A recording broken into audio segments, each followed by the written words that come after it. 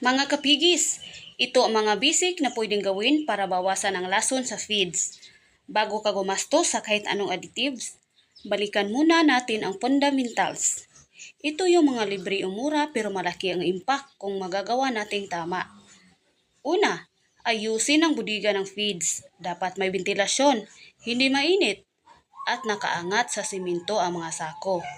First in, first out para walang naluluma.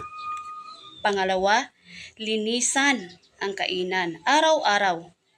Yung mga tirang feed sa sulok, dyan nagsisimula ang amag. Simot dapat bago mag-refill. Siguraduhin malinis ang inumin. Kapag marumi ang drinker, dagdag lason din yan. Flush mo ang linya kada linggo. Pang-apat, subukan ang natural binders. Ang uling ay matagal ng gamit ng mga magbababoy, pangontra sa kunting toxins. Panglima, bigyan ng probiotics.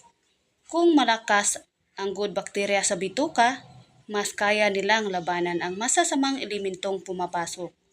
So hanggang sa muli, happy farming!